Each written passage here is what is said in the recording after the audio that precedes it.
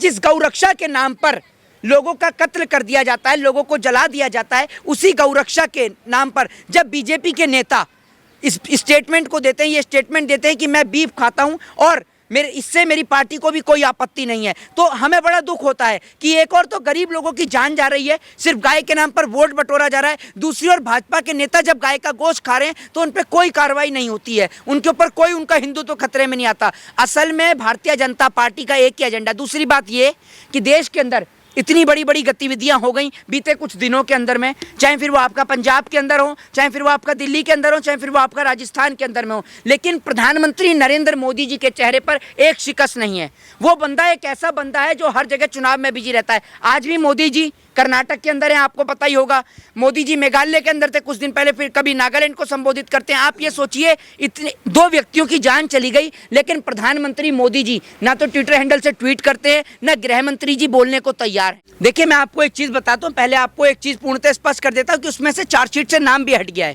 तो दूसरी बात, जी, मैं आपको बताता हूँ, सुनिए, चार्जशीट पे नाम हटने का मतलब ये है कि जो नहीं सुनिए, पहले सुन तो लीजिए, पहले मेरी बात तो सुन लीजिए। जो चार्जशीट में जो नाम हटाए, जिस तरीके की न्यूज़ जो वायरल करी गई थी, उसके बाद से पुलिस के द्वारा भी कोई एक्शन वहाँ पर नहीं लिया गया, पुलिस ने भी कोई कार्रवाई वहाँ पर नहीं करी, आपने देखा ही है इस प्रकार से। मैं आपको ये कह रहा हूँ कि पहले भी उस व्यक्ति के ऊपर कई धाराओं में मुकदमा दर्ज है, FIR दर्ज हुई पड़ी हैं, लेकिन जी कौन से व्यक्ति? मोनू मानेसर के ऊपर आपने देखा होगा कि कैसे किस प्रकार से हथियारों के साथ उसकी फोटोज भी वायरल होती हैं, बीजेपी के नेताओं के साथ भी उसकी फोटो वायरल होती है, किस प्रकार से लोगों को मौत के घाट उतारा जा रहा है। मैं सिर्फ लोगों से एक बात पूछना चाहता हूं कि आपने हिंदू और मुसलमान की लड़ाई को इतना बड़ा कर दिया है, आप आखिर कब समझेंगे?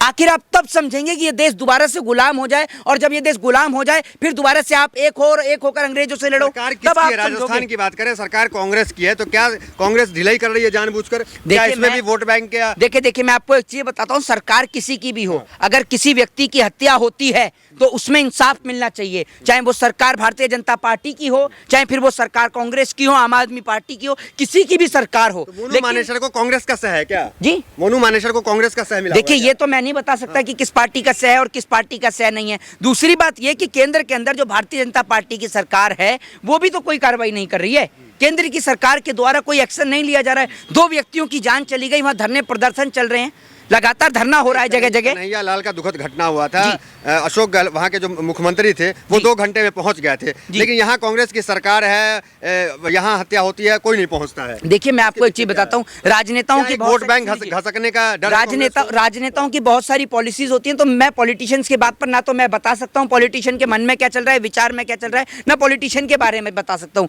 लेकिन मैं तो ये कहता हूँ कि इन दो व्यक्तियों को इंसाफ मिलना चाहिए, चाहे सरकार किसी की भी हो, लेकिन अगर किसी व्यक्ति के साथ में इस प्रकार की घटना होती है तो उनको इंसाफ मिलना चाहिए और पूर्णतः इंसाफ मिलना चाहिए। धर्म की रक्षा कर रहे हैं जी? आपको लगता है कि मोनू मानेसर धर्म की रक्षा? अरे एक बात आप मुझे बताइए, अगर धर्म की रक्षा कर रहे हैं, एक मिनट, जब बलात्कारी बहन बेटियों की इज्जत और आबरू लूटते हैं, क्या गाय से ऊपर, एक बात आप मुझे बताइए, बेटी से ऊपर गाय है क्या?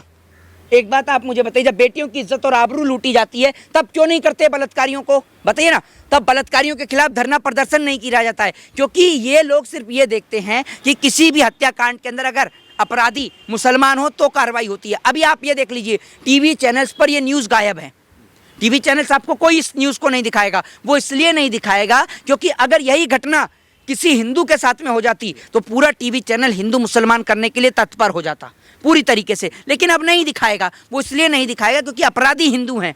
ये अपराधियों को जाति, धर्म और मजहब से जोड़ते हैं। इस देश के अंदर जितना ज़मीर इस देश की मीडिया ने गिराया है, शायद ही किसी ने गिराया हो। इस देश के अंदर ये लोग लगातार हिंदू मुसलमान को बांटने का प्रयास करते हैं, ये इनकी पुरानी और गंदी आदत है। एक आरोप जो है नासिर जुनैद पे लगा कि वो गौ तस्करी करते थे, इस पे क्या कहेंगे? जी देखिए, मैं आपको एक चीज़ बताता हूँ, अगर कोई व्यक्ति गौ तस्करी करता है तो सरासर गलत है, और अगर उसके ऊपर ये आरोप लगा है तो FIR उसके ऊपर दर्ज होनी चाहिए थी, कानूनन कार्रवाई होकर कानून उसको जो सजा देगा, कानून उसको चाहे उम्र कैद दे, चाहे उसको फांसी दे, वो सजा जायज़ है। लेकिन आप देश की जुडिशरी, देश की न्यायपालिका थोड़ी है जो आप किसी व्यक्ति को गाड़ी के अंदर जला देंगे। आपको जलाने का राइट्स है। आज तक कितने बलात्कारियों को जलाया गया बताइए? जिन्होंने बहन बेटियों की इज्जत और आबरू लूटी, क्या उनको जलाया गया?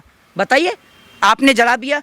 इससे पहले एक बात, और बीजेपी के नेता ने जो बयान दिया कि मैं गाय का बीफ खाता हूँ है और मेरी पार्टी को भी इससे कोई आपत्ति नहीं है, उसके ऊपर क्या कार्रवाई हुई? उसको तो एक चांद नहीं, जलाने वालों को क्या मानते हैं? वो लोग अपराधी हैं, गौरक्षक नहीं मानेंगे? क्यों भाई, किस लिए गौरक्षक? जब एक व्यक्ति और आपके अंदर अगर इतना दम है, इन लोगों के मुंह से हलक ना इनका सूख जाता है, ऐसा सूख जाता है, इनका जमीर इतना गिरा हुआ है, इतने निचले स्तर के लोग हैं। बीजेपी के जो नेता ने बयान दिया ना, उस पर एक नहीं बोला कि गौ रक्षा के नाम पर, क्योंकि बीजेपी का नेता है भैया। अगर बीजेपी के नेता के खिलाफ जाएंगे तो मोदी जी उठवा के इन सबको बंद कर देंगे, इनकी गौ रक्षा ना इकट्ठी कर देंगे। इनके दिमाग में वही गोबर भरा हुआ है और इनके दिमाग में और कुछ नहीं भरा हुआ। बजरंग दल के लोग जो है निचले स्तर के लोग हैं।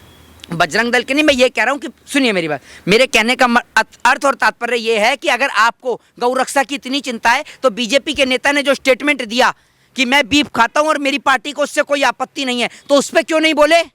उस पर क्यों नहीं बोले?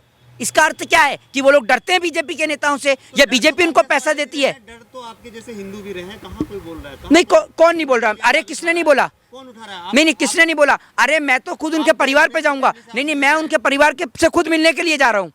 मैं खुद कल या परसों के अंदर में उनके परिवार से मिलने के लिए जा रहा हूँ। क्यों नहीं जाऊंगा? मिलने के लिए जाएंगे, हम जरूर जाएंगे।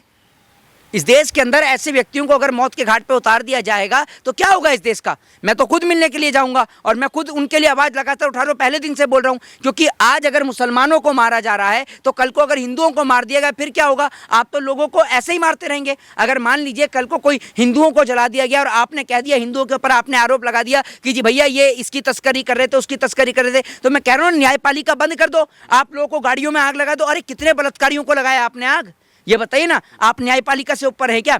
न्यायपालिका सर्वोपरि, और न्यायपालिका को ऐसे व्यक्तियों के खिलाफ जल्द से जल्द एक्शन लेना चाहिए और जो भी अपराधी और दोषी इसमें पाए जाएं उनको फांसी की सजा बीच चौराहे पे होनी चाहिए, ताकि इस देश में दोबारा से किसी व्यक्ति के साथ मॉब लिंचिंग जैसी घटना या किसी भी व्यक्ति को गाड़ी के अंदर ना जलाया जा सके। उनके समर्थन में हरियाणा में क्या कहेंगे फिर? ये लोग महामूर्ख लोग हैं। सुन लीजिए, अरे कोई लोग नहीं है, ये नरसिंहानंद जैसे लोग हैं जो इस दुनिया में अभी जन्मे हैं साल 2014 के बाद में। ये लोग समय समय पर आकर ऐसी चीजों को बढ़ावा देते हैं। आप खुद एक समझदार हैं, एक पत्रकार हैं, और इतने तमाम लोग यहाँ पत्रकार खड़े हैं। आप सभी लोग जानते हैं कि साल 2024 का चुनाव सर पर है।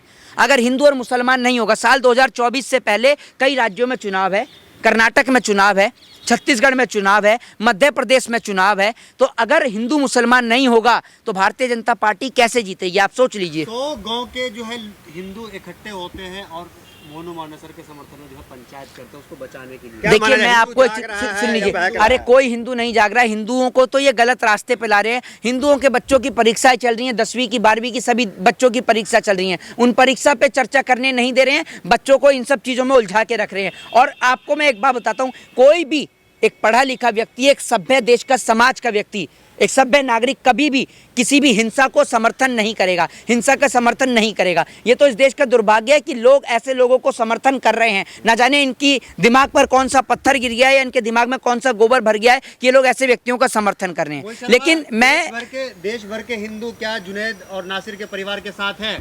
जी, पूरे देश भर के हिंदू नासिर और बिल्कुल। देखिए मैं आपको क्या बोलता हूँ, आपने सोशल मीडिया नहीं देखा होगा, लेकिन सोशल मीडिया के हैंडल्स पर देखिए, इंस्टाग्राम पे लोग छोटी छोटी वीडियो बनाकर डाल रहे हैं और उसमें यही लिख रहे हैं कि आई सपोर्ट जुनैद और नासिर, और उसमें यह भी लिख रहे हैं कि अगर इनके ऊपर गौ तस्करी का आरोप था, तो लोग ये भी लिख रहे हैं कि अगर गौ तस्करी का आरोप इनके ऊपर था तो एफआईआर करके कानून के जरिए इनको सजा दी जानी चाहिए थी। लेकिन आप अगर किसी व्यक्ति को ऐसे गाड़ी के अंदर जलाते हैं तो ये सरासर गलत है।